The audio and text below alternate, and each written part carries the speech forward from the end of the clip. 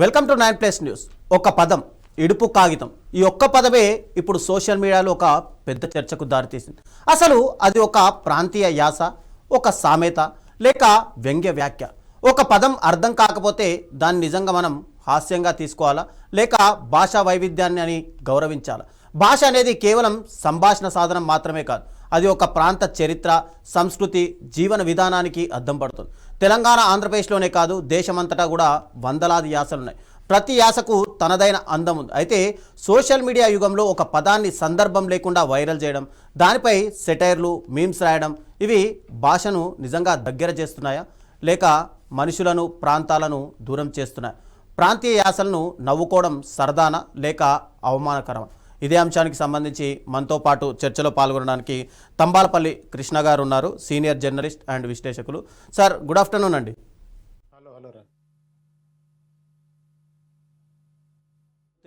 అవమానించినట్టేనా నిజంగా? వినపట్లేదు మీ క్వశ్చన్. అంటే ఆ ప్రాంత యొక్క సంస్కృతిని అవమానించినట్టేనా?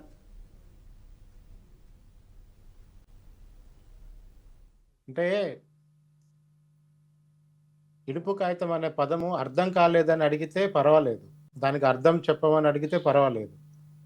కానీ దానికి తెలుగులో అట్లా సబ్ టైటిల్ ఇస్తారా, తెలుగు ఆంధ్రాలో రిలీజ్ చేసినప్పుడు తెలుగు సబ్ టైటిల్స్ ఇస్తారని అడగటం అంటే దాన్ని ఏమంటారు?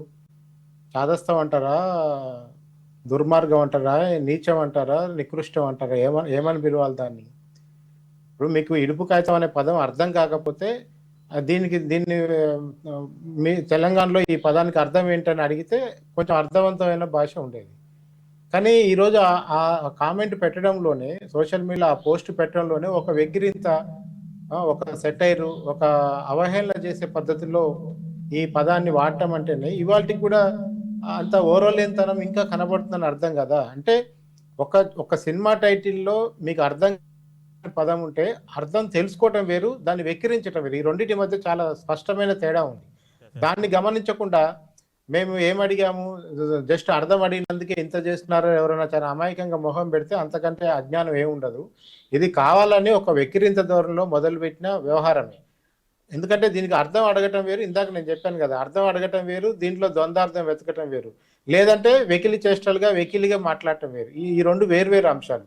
ఈరోజు పోస్ట్ పెట్టిన వాళ్ళు, దాన్ని సమర్థిస్తున్న వాళ్ళందరూ కూడా మరి ఇన్ని రోజులు డీజేటీలు సినిమాను ఎలా చూశారు, ఫిదా సినిమాను ఎలా చూశారు, జాతిరత్నాలు సినిమాలు ఎలా చూశారు, త్రిపురలో ఎన్టీఆర్ మాట్లాడిన భాషను ఏ విధంగా చూశారు, ఇస్మార్ట్ శంకర్లో రామ్ మాట్లాడిన భాషను ఏ విధంగా చూశారు, రవితేజ ఇప్పుడు మాట్లాడుతున్న తెలంగాణ యాసని ఏ భాషలో డబ్ చేసుకొని చూశారు? వీటన్నిటికి కూడా జవాబులు చెప్పాలి కదా. నేను చెప్పిన ఈ 6 సినిమా టైటిళ్లలో ఎక్కడ తెలుగులో టైటిల్స్ డబ్ చేసేస్తే ఈ సినిమాలు చూసి మీరు కోట్ల రూపాయలు నిర్మాతలకు ఇచ్చారు? మీ దగ్గర ఆన్సర్ ఉందా దీనికి? అయితే ఇప్పుడు యాసలపై ఏదైతే జోకులు వేసుకుంటున్నామో అది నిజంగా ఒక వినోదంగా చూడాలా లేక సామాజిక వివక్షకు మనం నిజంగా నాంది పలుకుతున్నామా అని ఏమైనా అనుకోవాలా? కాదండి, యాస ఏంది అసలు? యాస అనేదే తప్పు. తెలంగాణ భాష యాస ఏంది? తెలంగాణ భాషని మీరు పట్టుకొని యాసాన్ని మాట్లాడి లేదంటే జోకులు వేసుకోవడం, ఇది జోకా? ఇడుపు కాగితం అనే పదం మీకు అర్థం కాకపోతే అది మీ దరిద్రం, మీ భావ దరిద్రం. అది మీకు తెలుగు రాదు, ఏది రాదు, మీకు ఆంధ్ర రాదు, తెలంగాణ రాదు అనేది అర్థమవుతుంది ఇట్లా మాట్లాడే వాళ్ళకి. యాస ఏంది? యాస తెలంగాణకు ఒక స్పష్టమైన భాష ఉంది. ఇప్పుడు మీరు చెప్పండి, అప్పుడెప్పుడో వచ్చిన మాయాబజార్ సినిమా ఉంది. బజార్ అంటే ఏందండి అర్థం? ఏ భాష బజార్ అనేది? బజార్ అనేది ఉర్దూ నుంచి వచ్చింది. అయాల ఎక్కడ డబ్ చేసుకొని చూశారు మాయాబజార్ సినిమాని? మరి ఇవాళ కొత్తగా డబ్బింగ్ల గురించి అడుగుతున్నారు. పైగా తీస్తున్న ఆయన తూర్పుగోదావరి జిల్లా అయినా కథ రాస్తాడు, పాలకొల్ల అయినా నిర్మాతగా వ్యవహరిస్తాడు, తెలంగాణ వాళ్ళు యాక్టింగ్ చేస్తారు. ఈ మాత్రం కూడా ఇంగిత జ్ఞానం లేదా? ఇది ఒక కమర్షియల్ సినిమా ఫార్మేటు, తెలంగాణకు సంబంధించిన నేపథ్యంలో తీస్తున్న ఒక కమర్షియల్ సినిమా. దీన్ని మనం ఇట్లా వక్రీకరించి మాట్లాడకూడదన్న కనీస జ్ఞానం కూడా లేకుండా మాట్లాడే వాళ్ళ గురించి ఏం చెప్పమంటారు చెప్పండి? అంటే ఈ మధ్య కాలంలో మనం సినిమాలు చూస్తే కనుక ఎక్కువగా తెలంగాణ భాష మీద జోకులకు, ఆ కామెడీ పాత్రలకు వాటిని పరిమితం చేస్తున్నారు. అంటే నిజంగా ప్రాంతాన్ని, ఇక్కడ భాషని అవమానించాలి అని చెప్పే ఉద్దేశంతో, లేకపోతే అది ఒక కామెడీ కోసం వాళ్ళు క్రియేట్ చేసుకున్నట్లుగా చూడాలి? మీరు చెప్పే జోకులు కామెడీ దశ అయిపోయిందండి. అదంతా తనికెల భరణి టైంలో వెనకటి నుంచి రామ్ గోపాల్ వర్మ శివ సినిమాలో అప్పుడు జోకర్లో పెట్టారు. ఇప్పుడు హీరోలే తెలంగాణ మాట్లాడుతున్నారు కదా. నిన్న మొన్నదాకా రవితేజ సినిమా ఏంది, మొన్నటిదాకా అర్జున్ రెడ్డి సినిమా ఏంది. ఇప్పుడు మెయిన్ స్ట్రీమ్ హీరోలే తెలంగాణకు మాట్లాడు. జూనియర్ ఎన్టీఆర్ ఎవరు మరి, ఎక్కడ పుట్టిండు ఆయన? ఈరోజు ఇస్మార్ట్ శంకర్ హీరో ఎక్కడ పుట్టాడు?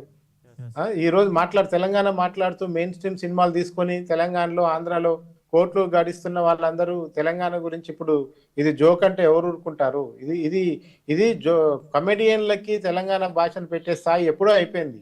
ఒకవేళ తెలంగాణ భాష మాట్లాడితే కమెడియన్లు అనుకుంటే, ఇవాళ తెలంగాణ భాషను నమ్ముకొని మెయిన్ స్ట్రీమ్ సినిమాలు తీస్తున్న హీరోలందరూ కమెడియన్లే. ఇప్పుడు ఆ సినిమాలు తీస్తున్న నిర్మాతలందరూ కమెడియన్లే, డైరెక్టర్లందరూ కమెడియన్లే అవుతారు తప్ప ఇంకేం కాదు.